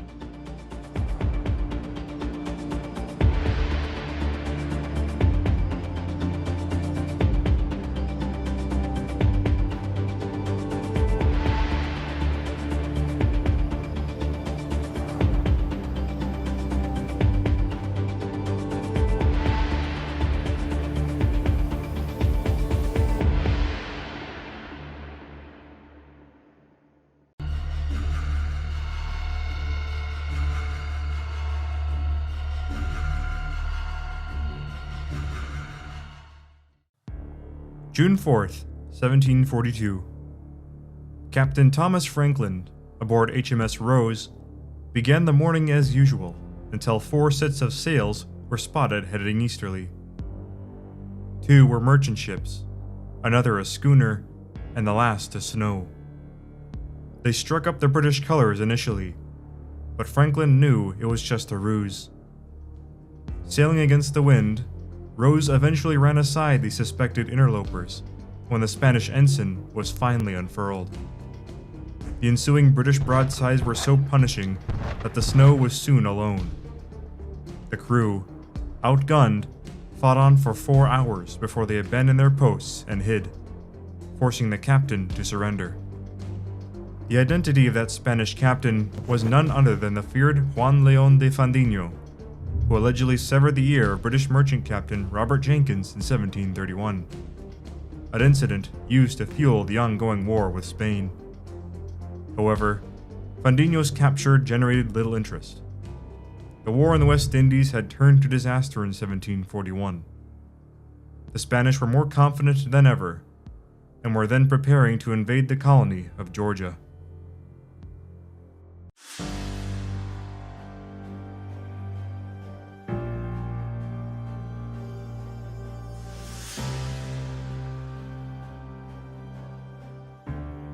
Madrid, June 1741.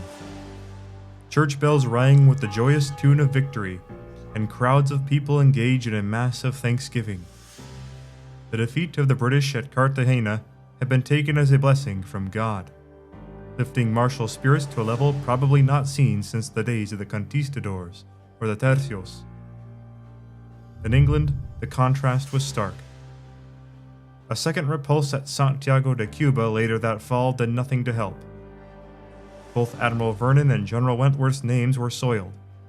Some places renamed after the Admiral for his victory at Porto were already in the process of reverting that change. But the war was not over yet. Having won a decisive victory in defending their overseas possessions, the Spanish were emboldened. Ever since General Oglethorpe had been driven from the walls of St. Augustine in 1740, Governor Montiano dreamt of a counterattack into Georgia. Once a Spanish colony they named Guale. Further encouraged by the news from Cartagena, Montiano, assisted by Cuban Governor Juan Francisco de Güemes y Horsasitas, pulled together a fleet and army to invade the south. This force would eventually total 36 ships and 3,000 men, a substantial force in the West Indies at the time. However, it should be noted that most of the vessels were of smaller or mid-sized design, with the largest cannon being 12-pound caliber. Much of the larger ships were still bottled up in Spain or protecting other ports. Oglethorpe, having recovered his health and came his energy in late 1741, was well aware of the threat facing the southern colonies. Some Spanish probes had already engaged his patrols off the Georgia coast in several skirmishes. In October, some British prisoners made a daring escape from Havana. These escapees braved the 600-mile journey to Savannah, where they, along with Indian spies, gave ample warning of the mustering armada. In addition, the men unveiled Spanish plans to incite a slave revolt in the Carolinas. The bloody Stono Rebellion had occurred just a few years earlier and still plagued the minds of many Carolinians. These reports were dispatched to acting South Carolina Governor William Bull, who paid little regard to Georgia's plight. His attention was solely fixed on the defense of South Carolina, for Guardia Costas had ceased shipping off Charlestown. One incident involved the loss of 1,500 pounds of goods on one merchantman. In June, the Spanish Armada embarked the selected troops in St. Augustine. Soon after, Montiano set sail to his first objective, Fort Frederica. Oglethorpe, with no outside help, counted on his regiment, his Creek allies, and a few companies of Georgia Rangers and Highlanders. In all, just about 800 men, plus a few small ships. On June 10th of 1742, the Spanish Armada was sighted off Amelia Island, intending to cut Fort St. Andrews off from Frederica. Forced to enter the Amelia Inlet on June 21st due to bad weather, 9 Spanish ships veered off toward Fort William, garrisoned by 60 men, with cannon as large as 18-pound caliber. These assets were aided by the schooner Walker. In the fog and rain, a long cannonade commenced between the two forces, with the Spanish ships unable to inflict much damage as they possessed smaller caliber guns. 4 of their ships were turned back to Florida for repairs. This skirmish signaled the alarm to Frederica that the Spanish had already arrived. Afterward, the remaining ships entered the Cumberland Sound. Oglethorpe, now alert of Montiano's presence, sailed out with 3 boats from Frederica to Fort St. Andrews on Cumberland Island. Whilst crossing the Jekyll Sound, he and part of his regiment took fire from Spanish ships, then slithering through the narrow waters. His 3 boats fought their way directly through the enemy warships, taking advantage of the billowing smoke, though 1 boat ran adrift. For reasons unclear to this day, the guns were made useless, and the garrison, with whatever they could carry, were guided to bolster Fort William. Taking advantage of the ongoing storms, Oglethorpe sailed away via Walker on June 26 for Frederica. Taken with him was the merchantman Success. Believing he had been killed in his crossing of the Jekyll, the garrison of Frederica welcomed back their evidently unscathed hero on June 26th. The Spaniards soon occupied Fort St. Andrews. Their invasion had begun, and they had a foothold. Oglethorpe wrote one last message to Lieutenant Governor Bull. "If there's any trifling in this and an accident should happen, you may depend on it you are answerable." The Georgian governor decided to make a stand, something many considered suicidal. As soon as the storm subsided on June 28th, the Spanish fleet appeared off St. Simon's Island. Only a few days later, on July 3rd, did the South Carolinians pledge aid to Georgia. Far too late to help, but they might not be needed anyways.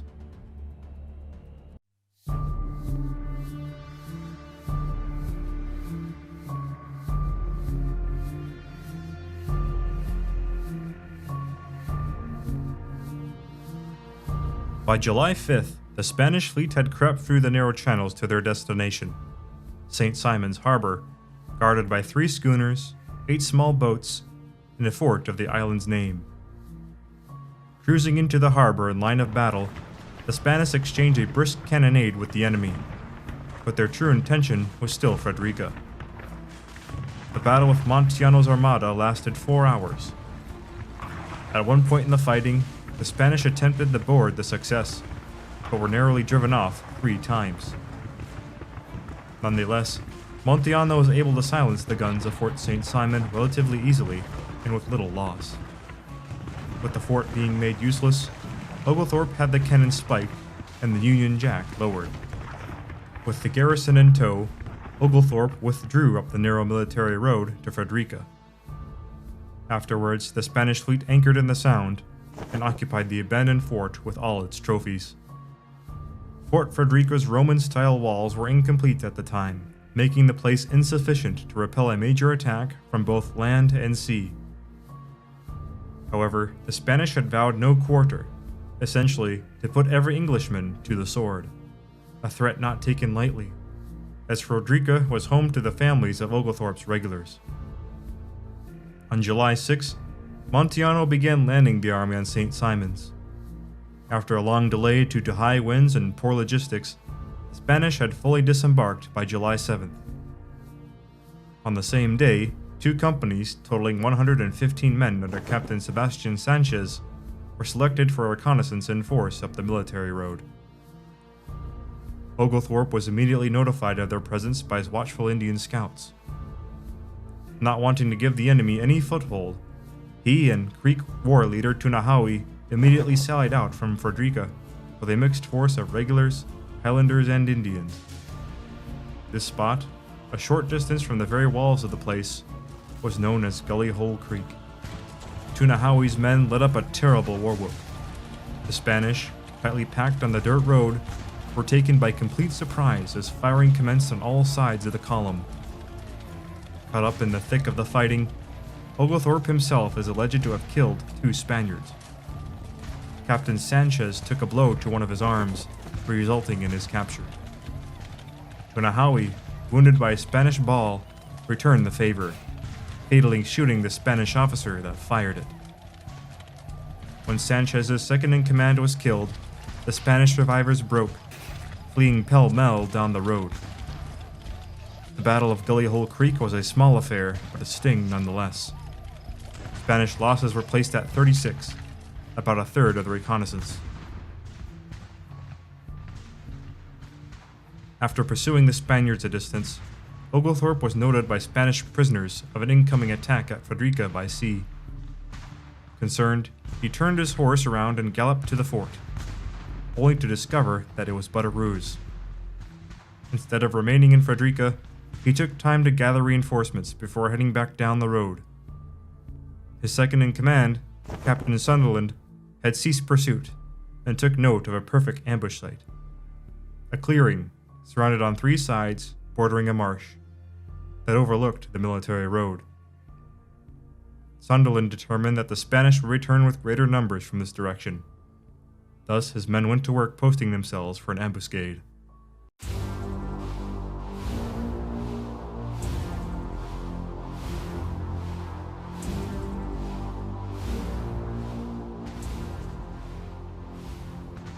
By this time, Montiano had heard the news of Sanchez's ill-fated reconnaissance. Firing was heard coming closer from the woods, this being the skirmish, and to her surprise, they were being badly beaten. A larger force of 200 men, this time led by Captain Antonio Barba, stood to arms, moving out to salvage the situation. In this force was a veteran grenadier company from Havana, Cuba. After the survivors filed past the grenadiers, all had gone quiet. It seemed as if the British had been satisfied and had withdrawn. After deploying their Indians as pickets, the Spanish, having yet to eat, stopped at a clearing for some field chow. Amid the cooking and eerie calm, one of Barba's Indian scouts noticed something peculiar. When Barba was notified of the anomaly, the trap was sprung. Popping out from cover, the Scots, Indians, and Redcoats fired away into the vulnerable Spanish. Ditching their cookware, the Grenadiers attempted to form into line and retaliate, but the smoke and din of battle obscured friend and foe alike. The woods were so full of Indians that the devil himself could not get through them, wrote a Spanish sergeant. Here is where Spanish and British accounts of the skirmish differ.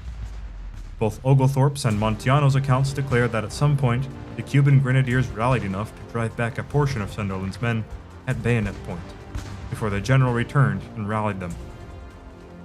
Other British sources claim that the Spanish losses were in the hundreds, and that Barba himself had been killed, which was not the case at all, as Barba survived and claimed much lighter losses. Either way, when Oglethorpe finally returned with reinforcements, Barba's detachment was nearly out of ammunition. Sunderland's platoons needed no rallying. For the second time in a day, they retreated down the military road while hotly pursued by the victors. Spanish losses are reported as anywhere from only around 20 to so many that, quote, the marsh ran red with blood, thus giving the battle its name, Bloody Marsh. Oglethorpe had pursued the Spaniards until the wood line beyond the Spanish camp. He hoped to surprise Montiano's other troops on the shore, but it quickly became clear just how outnumbered he was. Satisfied with what he had accomplished during the day, his motley force retired to the ill-prepared Frederica. However, Montiano was in truth unaware of Frederica's state, or the actual size of the British force. Wishing to not waste more men in a futile probe, a stagnation similar to what Oglethorpe experienced at St. Augustine overtook the Florida governor. On July 8th, a council of war with his officers resulted in indecision. His fears worsened when a scouting party searching for fresh water was found massacred in their boat, likely by British-aligned Indians.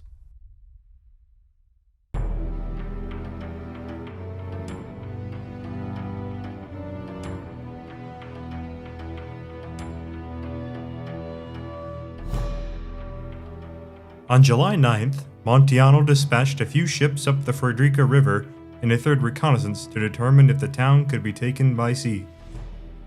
Once again, the allied Indians of Oglethorpe provided a timely warning. The general had all the fort's available cannon brought to the waterside battery and ordered them to wait until the Spaniards got within range. When they did, the British gave them a warm reception, enough to put the disheartened Spaniards in retreat. Although a minor skirmish, it reinforced Montiano's belief that Frederica was much more of a stronghold than it really was.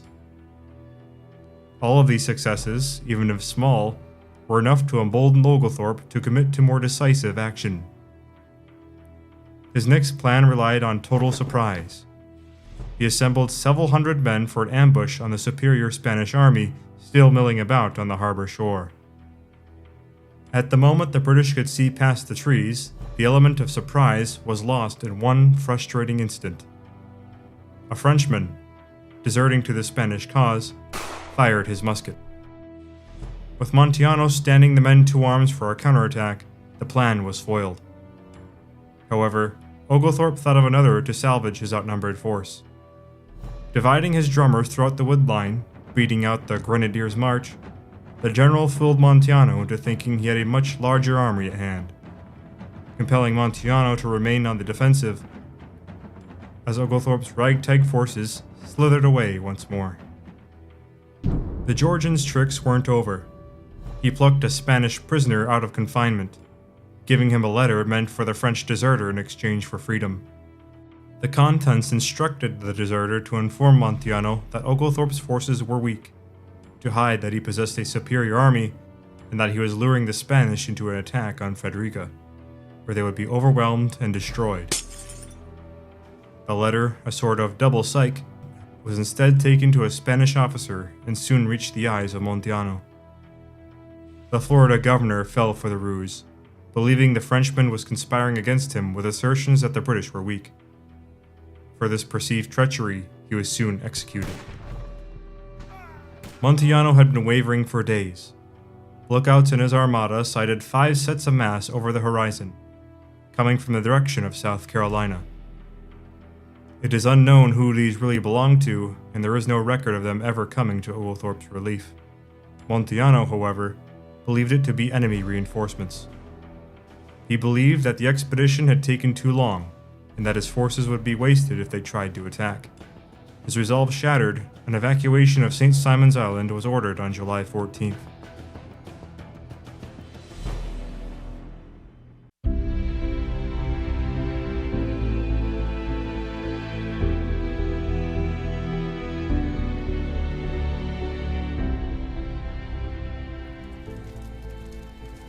The captured Fort St. Andrews was burned. The campaign was a stunning parallel to the one of 1740. Outnumbered almost 3-1, Oglethorpe had narrowly saved the South from Spanish conquest. Oglethorpe's stunning defense of Georgia was a much-needed success. It ensured English control of the colony for decades. Never again would the Spaniards attempt to reclaim it. However, the rest of the war was still going horribly.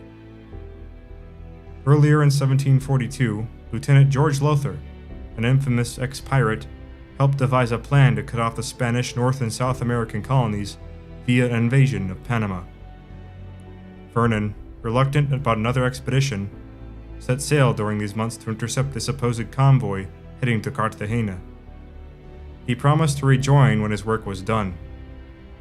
An enthusiastic supporter of a Panama campaign, Governor Trelawney of Jamaica would accompany the expedition, encouraged by the arrival of 2,000 men from Britain on January 15th, as well as some 300 more Americans. Until the contingents reunited, Rear Admiral Ogle would command the Panama fleet. However, due to a lack of transports and a dwindling supply of manpower, the expedition did not set sail until March. The tropical diseases continued their dirty work. Along the route, as many as 15 men died per day before the transports could rendezvous with Vernon. This they did on March 25th, and finally the anticipated expedition could continue. After a mere 2 days at sea, the fleet arrived outside Porto. But something strange happened. Governor Trelawney ditched the campaign for Jamaica, citing a sudden abandonment of the idea by none other than Wentworth. Although still commanding the land forces after Santiago and Cartagena, the general never recovered from either disaster. His reluctance stemmed from the dwindling land forces, already reduced to 1,100 men, a woefully insufficient number for a tropic invasion. No one could agree on the next course of action.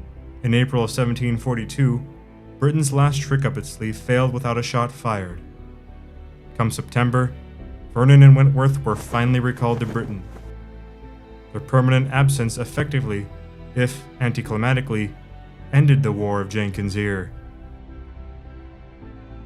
From then until 1748, the conflict fused into the War of Austrian Succession. Britain was forced to focus on the European continent against France and on its home turf against a Jacobite uprising. Spain turned its attention to Italy against the Austrians and Savoyards. The War of Jenkins Ear, although largely forgotten today, was an important chapter in the European contest for the Americas.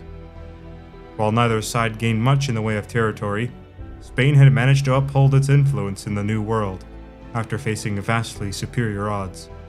On the other side, the effects of failure were felt everywhere in the British Empire. On February 11th of 1742, Walpole, although an avid opponent of the war, took much of the blame, losing decades of influence as Prime Minister. As for the South Sea Company, they never recovered the rights to them by Spain under the Asiento. 2 more centuries passed before their debts were paid. According to author Robert Gaudi, somewhere around 20,000 men, that is about 9 out of every 10 men who had served under Vernon and Wentworth, had died, most of which perished in 1741. To put this into perspective, the death toll of one expedition rivals the Anglo-American losses of the French and Indian War in its entirety. The Americans, in their first fight overseas, had been hit the hardest. Of around 4,000 men that marched to the beat of His Majesty's drum, just around 530 saw home again. As the future would tell, the abuse and disdain they faced by their European counterparts was never forgotten. All that the British had to show for the war was the surprising victory in Georgia, which many then regarded as a backwater. In 1744, the once infamous Fandinho was released from British captivity during a prisoner exchange. Captain Jenkins, whose severed ear the war has been named for since the 1850s, perished just a year earlier.